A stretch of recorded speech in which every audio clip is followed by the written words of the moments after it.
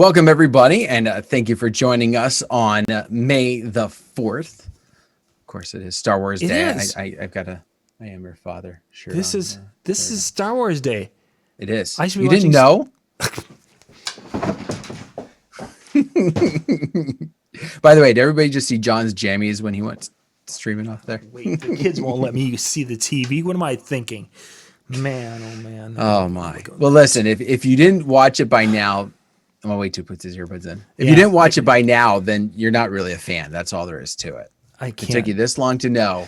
How much of a fan are you really? Missing Star Wars. There could be like something new. It could be the time that I watched episode 3 and there was one little piece I missed that makes it all come together. Or I might figure out what's that up with that Jar Jar thing. Yeah. You didn't figure that out in 9? No. Yes? He was in 9. No. Yes. Really? He was. I'm gonna, when I get done here, I'm gonna have to start at 1 and work my way to 9, so I can have all the answers by next time. Next week. Yeah. How long do you watch them all? Oh my! But anyway, on that note, we do want to thank you for joining us tonight. If you haven't, if you weren't tuned in last Monday and you didn't watch it in replay, you missed as we started to open the door on creating some things that can help us, especially in this time of difference, because we're not conducting business as usual. So Correct. We're looking for ways that we can move forward and still be able to do what we do. And just how can we do that? What maybe is the path to doing it, that path of least resistance, if not better, like that?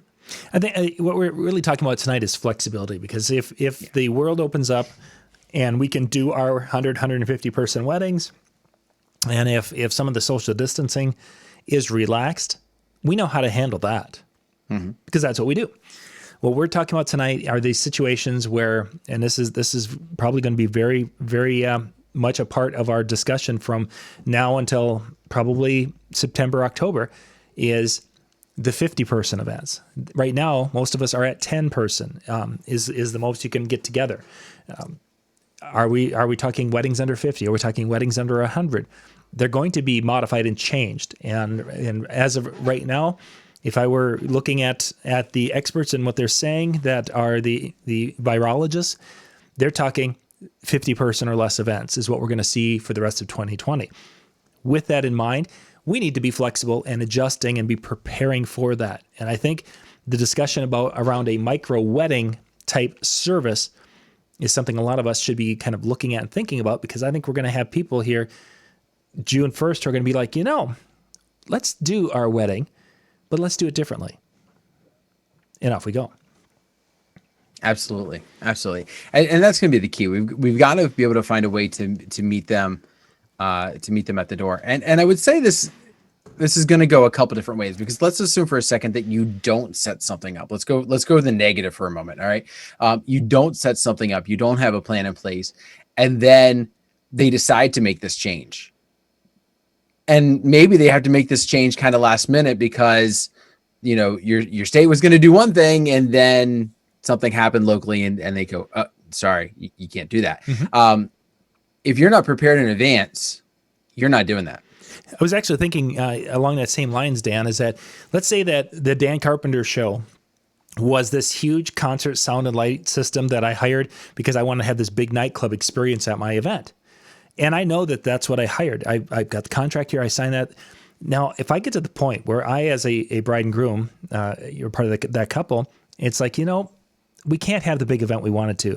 We know that the Dan Carpenter experience is this big thing, but we want something smaller.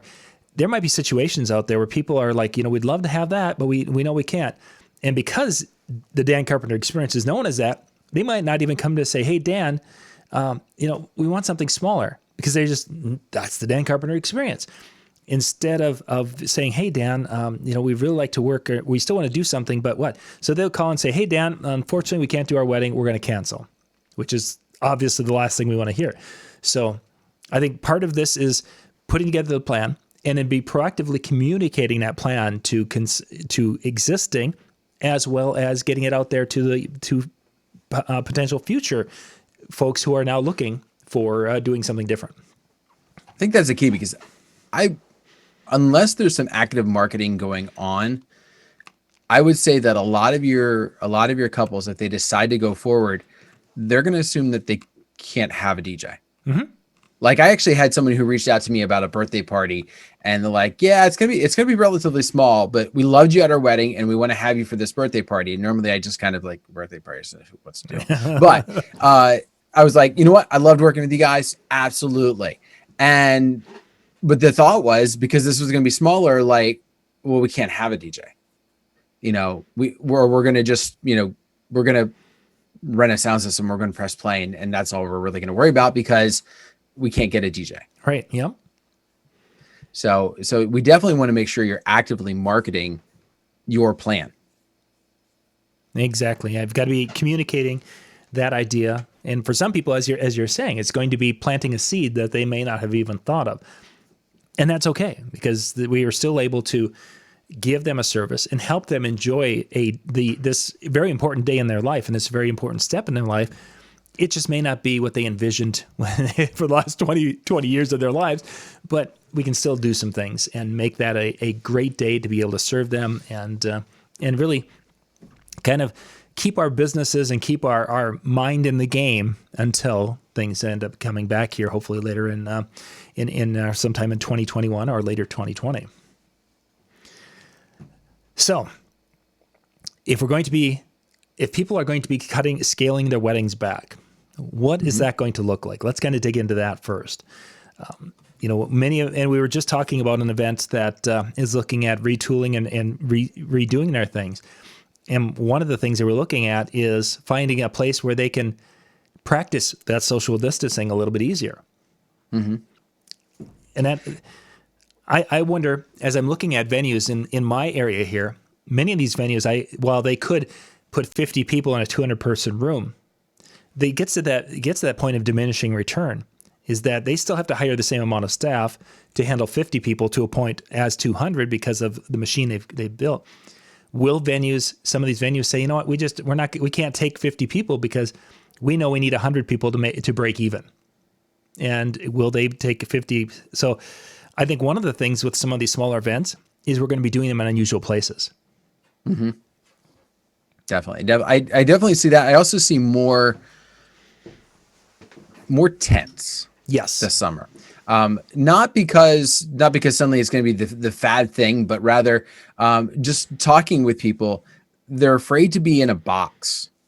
Right. I was having a conversation with somebody earlier today about an event that they're hosting, and that was the thing. They were like, talking about some different venues that they could hold this in. And one of the things that kept coming up was, the people that are coming to this don't want to be in a box. They don't want to be in a box. So, right. So we're going to do it in a tent. And it's like, you know what?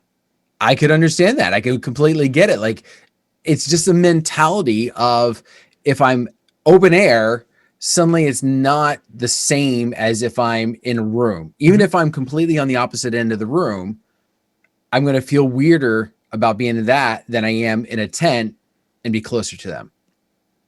And medically it makes no sense, but in our head, that's kind of the problem.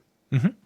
Yeah, I think so. I think the tent is going to be, we see the tent or see more in the backyard where everyone is basically able to mingle over an area, as opposed to we all gather in this one tiny little area. And I think the tent ideas, you're going to see the tents, you're going to see round tables, and the round tables are basically going to be for family. If you have a family of 4, you get a table. If you're a single person, you're probably going to get a table. And that's going to be the way these are going to go as they kind of try to spread people out. It's going to be also interesting to figure out where we're going to put that dance floor and what that's going to look like. Because you're not going to be able to have just your normal size dance floor and expect people to come up there and go, okay, I've kept it. Everybody keeps their distance. Okay, now we're going to dance. All right, here's your dance floor. And it's that big. It's like, you've got to be able to, there's a way of thinking around that as well. People might just be dancing wherever they're at. So, let's start. We'll start in this area then. Let's talk about the dance. My thought is, I think the dance is going to go away. I don't think we're going to be doing dances this year. I think what we're going to see is we'll see maybe the spotlight dance. We'll see the father-daughter and the mother-son and maybe the first dance. I think once we get past that, a dance in which the guests are going to be doing, I think our job's going to be going away from being the person facilitating the dance to the person facilitating the soundtrack for the day as people kind of mingle outside that tent or in that expanse area. I wouldn't be surprised if we have many events this year that we don't have a dance floor, that they're going to do their first dance in the grass out there in the backyard and everyone claps and then we go on. I'm wondering if we're not going to have to take some of these little dinner type activities that we've always talked about. And, we do, and, we have someone who's a Star Wars fan and we do Star Wars trivia.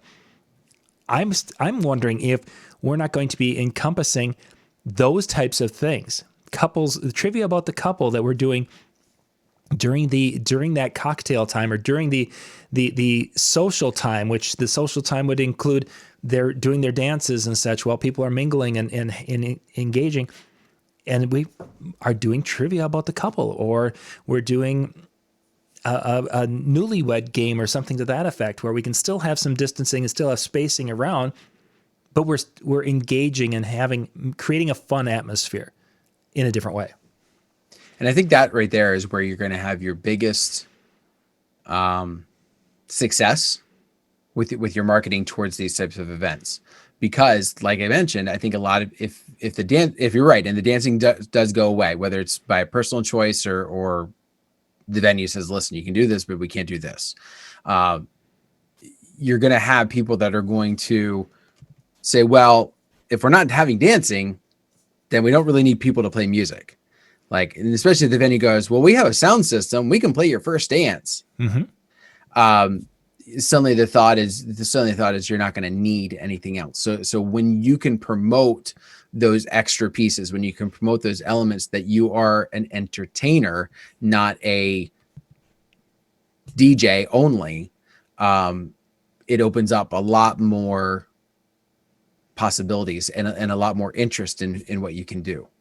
I think the selling the entertainer side of it, I think selling the MC, being an accomplished MC who can help direct traffic, these are going to be some of the big things, and creating that soundtrack, because you can, as you're talking to the person, you can say, yes, you could throw an iPad in and play a playlist, an 80s playlist from Apple Music, whatever, but that's not going to be responsive to your guests. That's not going to see that 90s music. We bounced into a 90s tune and we found that, oh my gosh, this group of people really enjoyed that. And you can see that they're just kind of enjoying that as part of their conversational background. Now we know we can work in that area. You don't want to be the bride and groom who are micromanaging their day and having to run to the iPad and change to 90s music and see if that's going to be hot. I think that selling against the venue throwing the iPad, while there's going to be venues that will make that argument, as you say, Dan, I guarantee that. I think it will be an easy one for us to counteract, for lack of a better way to describe it. Mm-hmm. But that's what I'm saying. We have to get that word out. It's not that it's going to be difficult, but if you're never given the opportunity, you can't do anything. Exactly. If you don't get that word out, and I'm not saying like you actively create your marketing to bash that idea, but you, by offering and creating those thoughts and those emotions, it gets people thinking in the right direction so that you have an opportunity to talk with them about that. And I think right now, as we're talking about this, no one is advertising right now virtually at all on Facebook when it comes to this type of ads. And yes, we could go and we could start doing advertising, but I think this is a June 1st, truthfully. I think, or at least maybe mid-May, as more places have opened up and they have either seen a rush, more cases, or the cases continue that downward trend. I don't think people are going to be really too excited to start talking about their wedding in summer of 2020 until that trend of downward is going across the board. So what we're talking about tonight is putting the plans together for your situation, but you're not going to be publicly implementing it for like advertising on Facebook for at least a couple more weeks, I think, because you start throwing money out there right now and people are like, I can't have a wedding and I want to be bitter about it. That's what you're going to see right now. And 2 or 3 weeks, and then they start seeing the things going down and they're like, well, gosh, we really wanted to get married in 2020. What could we do? Oh, look, this person's advertising a smaller wedding thing. Let's check it out. So, Yeah. and David, I don't think dancing's going to go away completely by any means, but I think for this summer, I don't think we're going to see the dance floor. You're not going to see people drinking as heavily at events, I don't think, even though people have been cooped up and people are going to get to the event, and some places are going to want to tie, woohoo, we're going to celebrate. I think you're going to have enough people in the room who are going to be concerned or to the point of fearful of what could happen, that I think that's going to be a sombering enough situation where some of these people, the Uncle Fred, who usually ties one on, and the next thing you know, he's wearing a lampshade on his hat. The Uncle Freds either are not going to be invited, which I've already had a couple of my couples say there's family members are not going to invite because they know that they will not be safe at the event due to their health reasons, or because they are going to be getting into people, and they're the ones who would spread it to everybody if it was there. So I think you're going to see some changes. Dancing will be back, whether it's next, this winter, this fall, next year, whenever. We'll be back, and our dance floors will be full. We just have this window that we're trying to deal with right now. Well, but I think, and you and I were talking about this a little bit before we came on, just this idea where we are starting to see a divide where some people are just like, you know what, I'm throwing caution to the wind. It's behind us. I've even seen some memes lately, which I had to just laugh at. It was like, people are starting to ease up on their concern over COVID. Release the murder hornets. You know what I mean? Like that type of idea. So, I do see some concern now, not the people at risk, but your people who all along have felt they were invincible to what's going on, have kind of played by the rules, getting to the point where, you know what, I'm done playing by the rules. Mm-hmm. I'm going to come and I'm going to dance and I'm going to have a good time, because that's what I do at weddings. I like to have a good time. And those people that are generally concerned, I think, are going to be the ones that are staying back. In fact, a lot of my weddings that have postponed, even my July weddings that have already, we haven't talked about July yet, like for our area. So the July ones that have postponed are kind of, you know what, we're not worried about us. Mm-hmm. We're worried about grandma. We're worried about Uncle Bob. Yeah. And what's gonna happen. And you know what? And we don't want to have a wedding if they're not going to be there. And I don't foresee that necessarily changing in some aspects. So figuring out, I think that, I'm hoping we'll go in another direction here in a moment, kind of what we touched on a little bit last week, of how do we still create those moments for them so Uncle Bob and Grandma aren't left out. Exactly. And I think that's, you've given us a nice segue to that, because there are going to be some guests this summer that it's not safe for them to be there.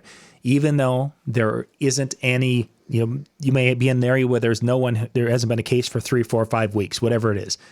You've got people coming in from out of town. You've got people who maybe flew in, can still happen. So there's going to be older guests or people of compromised immune systems that the couple would love to have there, but won't be there just because of safety's sake.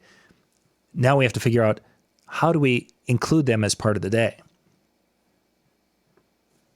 Absolutely. So before we go 100% in that direction, I be remiss. Somebody, Gus, talked about watching a friend's wedding at the front of their house today. And it reminded me of an idea my wife threw out, which was drive-in weddings. Mm-hmm. And instead, now we've seen a little bit like that. I don't know if you've necessarily seen it online, where everybody was in the parking lot at the church and they got up and married at the front and everybody honked their horns and yay. I could see receptions being done that way. Yeah. I could see, just we're in kind of, you alluded like renting a parking lot idea, and everybody gets their car and we make this big, semi type of circle around what's going on, and the couple's in the middle and they're waving to everybody in their cars. And, that's another avenue to being able to do these type of events. Yeah. You make a great point, is that, it might be that there's going to be fewer backyard weddings this summer if we stay at that 50 or less. And it might be that they come out of the church, that they're broadcasting the vows and such wirelessly to FM 92.7, whatever it is. And then they come out of the church and everyone, maybe they have Zoom or they're streaming it to Facebook. So all the guests are on their phone watching it from their cars. They come out of the church and everybody cheers. And then they do a big drive-by procession through town as there's the reception. It'll go back to biblical times, and then they'll all drive out to the house in which the couple are staying at, and then they all stand outside waiting. So the garter gets thrown, right? If you guys haven't followed how marriages were handled in biblical times, that's kind of part of that process. So anyway, so there's going to be a lot of potential for folks or what they're going to do this summer. It's one of those things. It'd be nice to be able to say, yes, it's going to be this. But I don't think I'm going to do that. So I think you do need to prepare for an opportunity, one, to set yourself different, to be a part of that, not to just, I've seen some DJs in some of the chats and the forums and that are basically like, oh, I'm going to cater to the couples that don't care what's happening and are going to throw the biggest party that they can. And if the cops show up, oh, well. Mm-hmm. I wouldn't go that right. I would not go that direction. But what I do feel is, and we talked about this last week with the idea of, using Zoom. You have a two-person team so that you don't have to leave Grandma and Uncle Bob out. You can go and you can have your event with 25 and you're broadcasting through Zoom, or you're broadcasting to Twitch, or wherever format you decide that you're going to use, so that everybody who feels uncomfortable about going, who doesn't want to be a part of it because then we put this over the 25 or puts this over the 50 number. Mm-hmm. You still have an opportunity to have them involved. Right. They still get to see what's going on. They still get to see it up from the comfort of their own house. We've talked about John, week and a half ago or whatever. Now you did your virtual prom. I could see virtual weddings, being set up where you have the DJ in the comfort of his own home, and you've got the couple in the comfort of theirs, and maybe you have an officiant in another one, and everybody's joining in from wherever they're at, and yet you still have that party, you still have that atmosphere, you still have that thing. It's just in their own homes. Yeah, and that certainly could be. There will be some of those. There's no question about it. There's going to be some couples who choose to go that route, and because they want to be married. And this is their option. John Cowley mentioned football field and 300 hula hoop dance circles. John, it was interesting. Just before we went on, there's actually an event going on for some kids who were in a car accident at a local high school. They did it out the football field so they could spread people out over the entire football field. Yeah, the people are gathered from the 40-yard line to the 40-yard line, and there's like 200 people or whatever it was in that little area. There's no way that they were 6 feet apart. Some were outside that, and they were spaced out, but it's next to impossible if you're going to have an event with trying to get 200 people on a football field, because people just kind of go towards each other. It's like magnets. So, Gus, here, I gotta get closer. Gus installed an inverter in a car yesterday. Hopefully, 1,000-watt inverter that had to go right to the battery. There's no way that'll go off a cigarette lighter. That's for sure. Yeah, I had a 3,000-watt inverter that I did to the truck, and installed it up and under the hood, and had it mounted so the air would keep it cool, and then I could power all sorts of stuff. So let's jump back to doing a virtual one. So there's of course the one where that the couple are there in a church. You've got the officiant, the pastor there doing their thing, and you might be broadcasting the whole thing for them and helping them with that. With most of us, most people don't buy little things like this. This is the little device we need to go from our Apple phone, our iPhone. It's lightning to the tip ring sleeve. And then this little adapter allows us to take a tip ring sleeve to a tip ring sleeve if you have a tip ring sleeve lapel mic. Or if you are running a shotgun mic. I don't have a shotgun mic here. I thought I had one. I thought I pulled one out here. But having like a little shotgun mic for your phone and just the adapter, the sound quality you can get for using that as your Zoom signal, because you could have it set up where you can use Zoom and set it up with your laptop as the main one, and then have your phone join the meeting, have the guests join the meeting, and then ask them to keep their cameras shut off. You can manage that because it's your meeting. Then you can shut your microphone off on the laptop, have your phone hooked up, have the nice bracket to hold it, and tripod, this shotgun microphone, and it's incredible what these things can do, both with a good microphone, a good shotgun microphone, and the video capability. That is a skill and a saleable thing that a lot of people don't have that level of capability, and they would definitely like that. But now let's jump over to during the reception, because we want to have grandma be part of the night during the reception.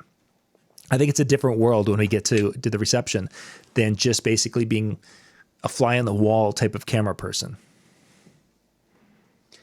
Yeah, I mean, during the ceremony, we're all observers. We're not, other than clapping, other than cheering for what's going on. Whether it's 10 people in the church or whether it's 100, everybody's okay. We gotta be quiet. Yep. Or the kiss, yay! Yeah. They're coming down the aisle, yay! And then that's it. Like that's your job at a ceremony, okay? But as a guest, when it comes to reception, there's interacting, there's talking, there's mingling, there's drinking, there's dancing, there's all these other pieces that are a lot more in tune with each other. Mm-hmm. So yeah, you definitely want to have more of that.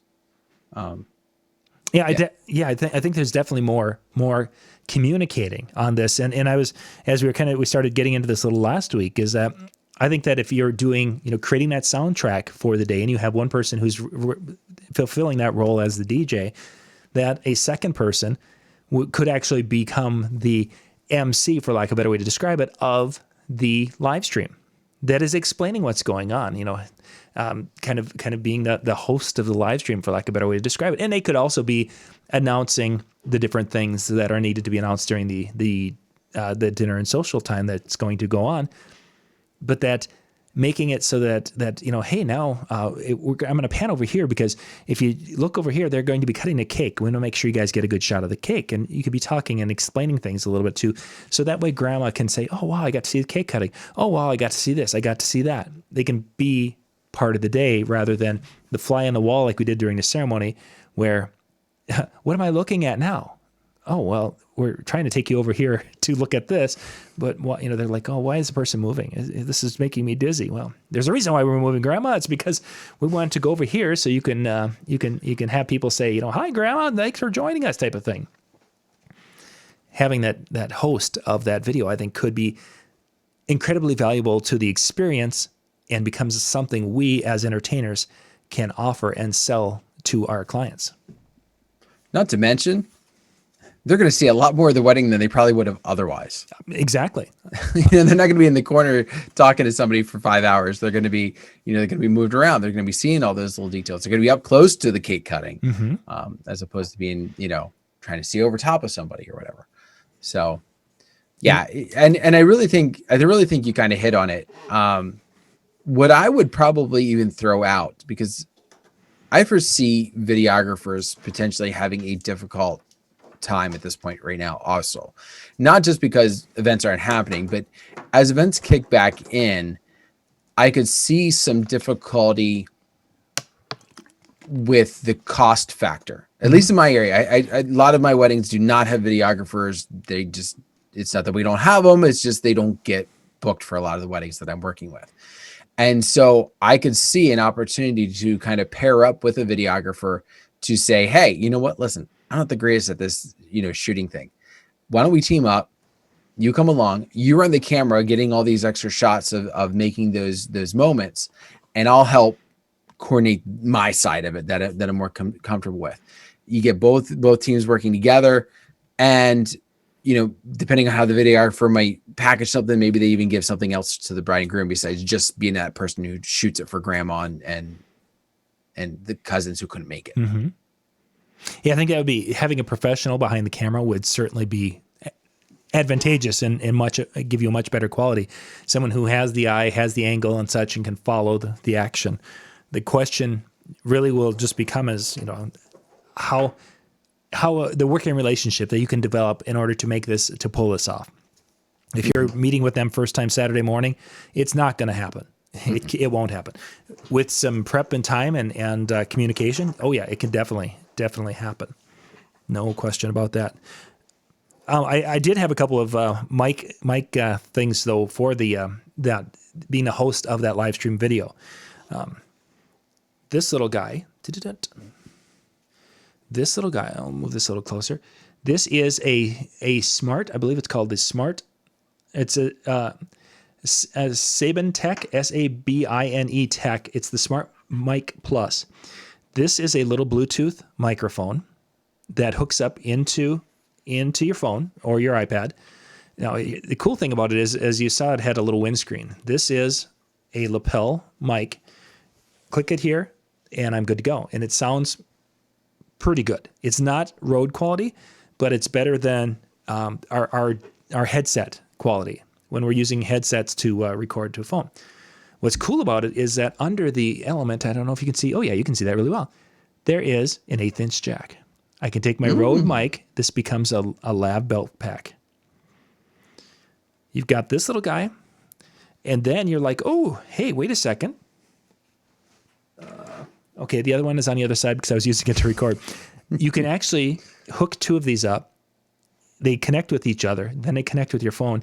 So you can literally I could put one of these on the bride and one of these on the groom.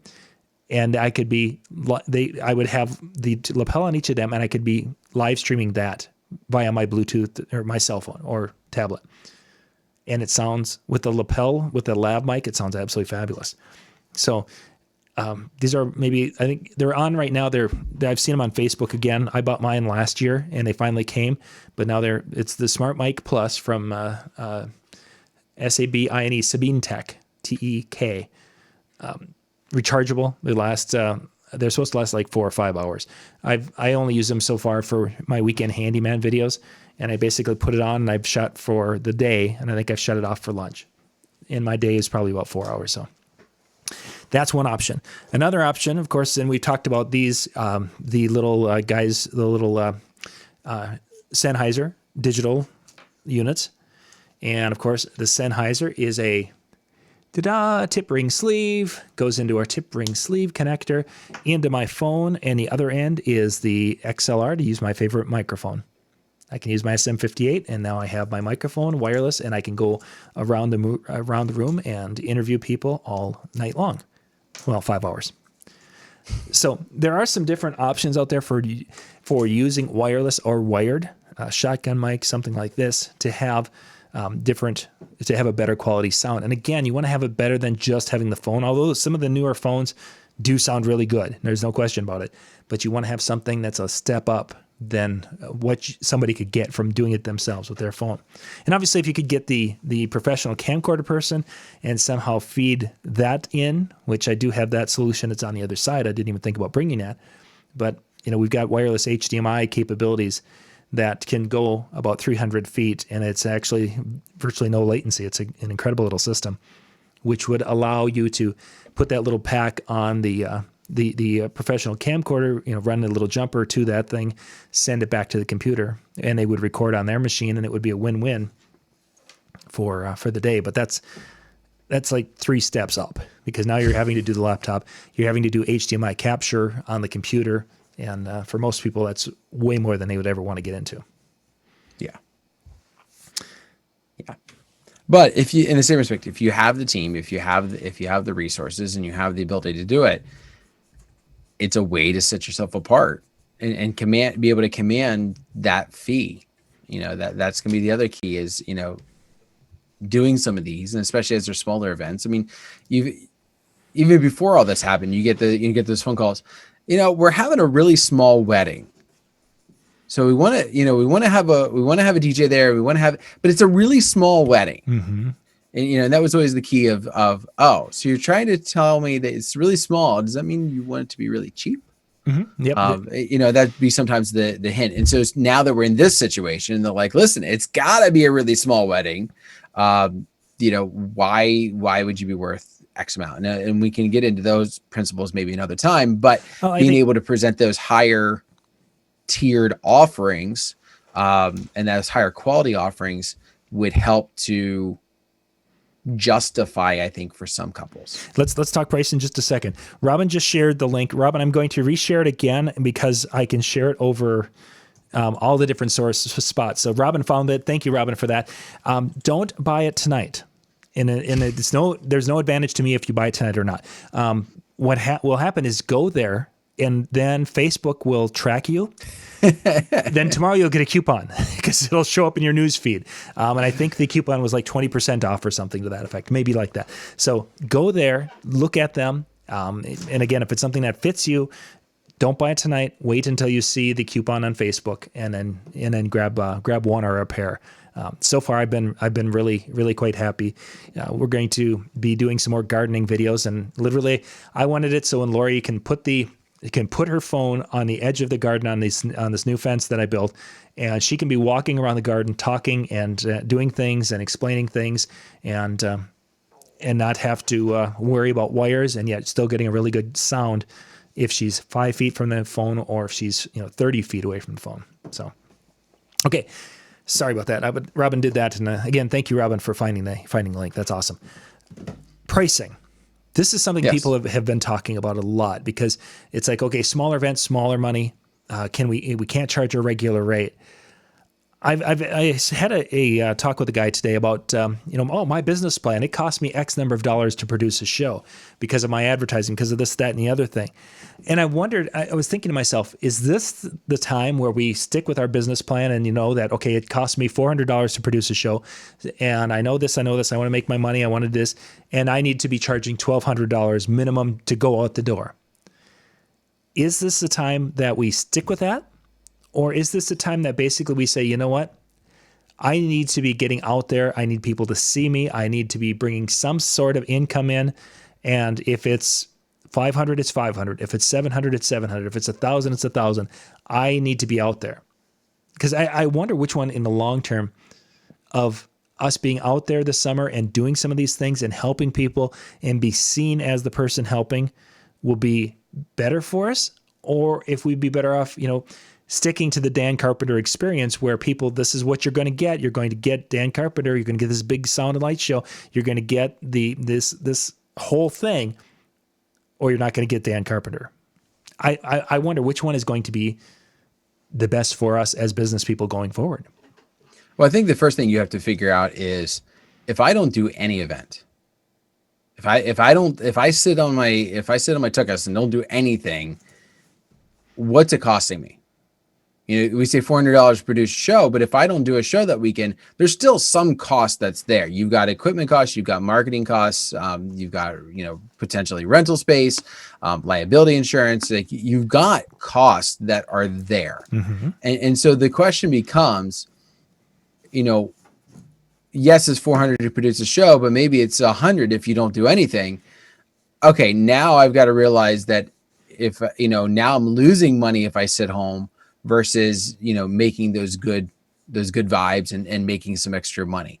I think it's going to be important for you to be out there and doing it. Mm-hmm. I would be cautious to a degree though, because I could see what could happen from this is there's suddenly this race to the bottom, or there is, well, 400 produce a show. So I'm going to go out and I'm going to do every wedding for 600 when normally I've been doing them for 1,500.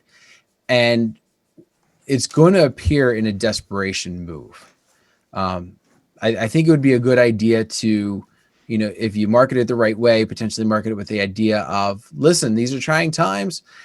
I've got a COVID sale going on. However you want to, obviously word it in the best, light, and whatever you think you're going to do, make sure you have somebody that you trust that's not related to you read over it and give their honest opinion as well. But to make people realize that also this that they're getting is not your normal thing, and you're doing this to be nice and to help because people have been in a financial situation, and that when this is all said and done, the deal that you got this year is not the same deal that your sibling is going to get in 2. Mm-hmm.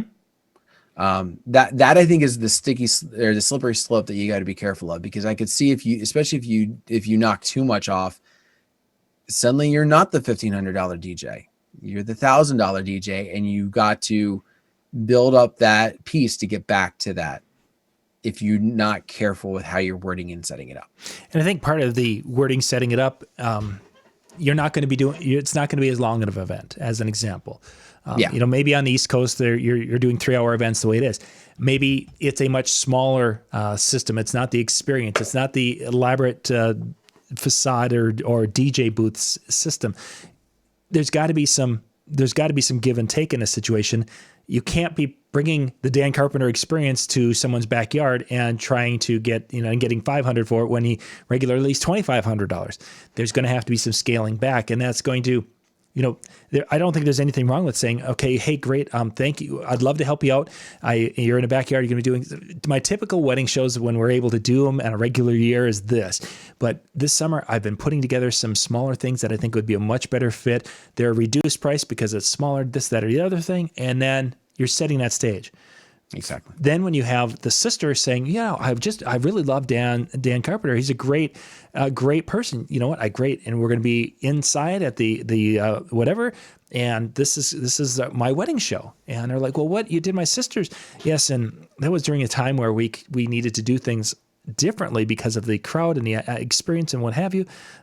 If you want to do a 2-hour thing on a Saturday afternoon in the backyard with a similar, well, that's possible. It's just not many people are paying for that or not wanting to do that anymore because we're back to what we were before. I like Robin's name for it. No contact, safe wedding sale. Yeah, unprecedented. That's a great word, Mitch. I like that.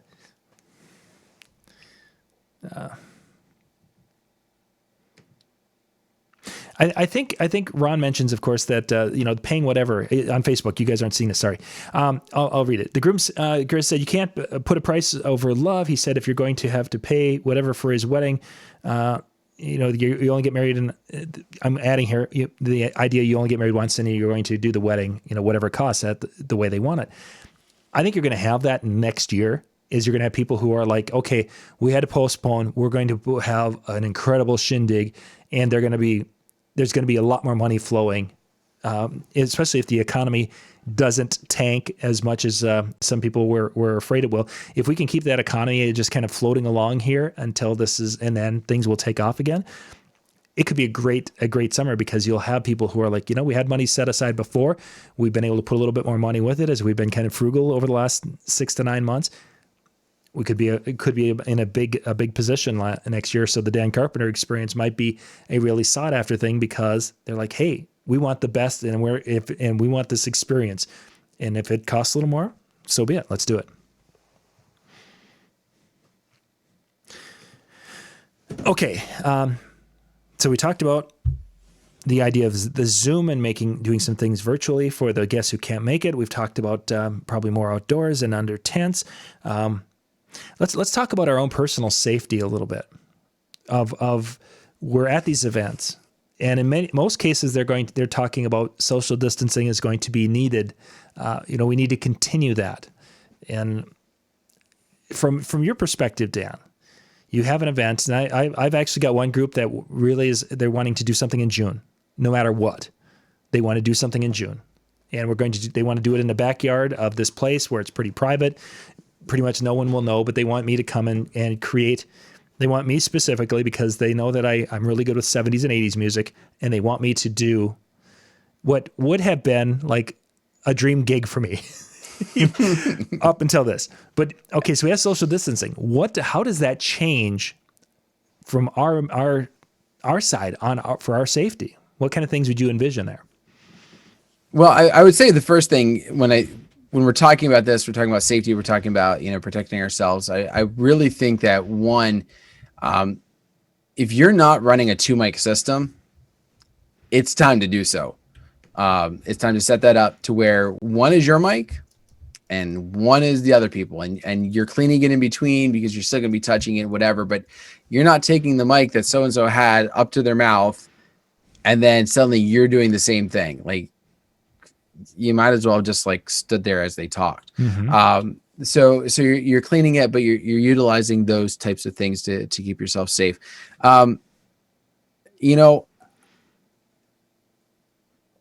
it's going to be weird. And I really think, I wonder how many of us are going to have to be in a mask type of setup during this. We're in the setting, masks are, accepted. So now I'm doing a mask, but I'm trying to talk and make myself sound as wonderful as I can through this thing. But there are guidelines. And I think, one of the things that will work to an advantage is it's going to be understood because everybody's going to be doing the same thing. Everybody at the wedding is going to be into the same situation. I saw on Facebook the other day, it was a piano player who was playing for a ceremony. Everybody's getting married. She was the only one that wore the mask. Nobody said anything to her. Nobody had a problem with it, but she found it interesting that she was the only one that wore this for this wedding. And it was a very small type of event. But yeah, those types of things are happening. And I think it is going to be understood that, if you do wear one, even if the majority of the people are not, it's going to be okay. As long as you're wearing something that is appropriate. Yeah. A few sequins, maybe a disco ball or two, especially if you're Dano. I kind of like Georgia. The fangs and blood look. I think it's just that'd be cool. That's just so fun. The skeleton face. Just put the whole mask on the whole way. Nothing says fun like bloody teeth. That's just fun. Or better yet, because of today, that Darth Vader mask that I like to wear when I want to feel special, I can wear it outside. How cool would that be? That would be so awesome. Jimmy mentions that there's a lot of dates, a lot of twos, palindrome dates for next year throughout the year. That there's going to be some things. So, Mitch, of course, mentioned that had a bride call and is adding more tables to their event in September.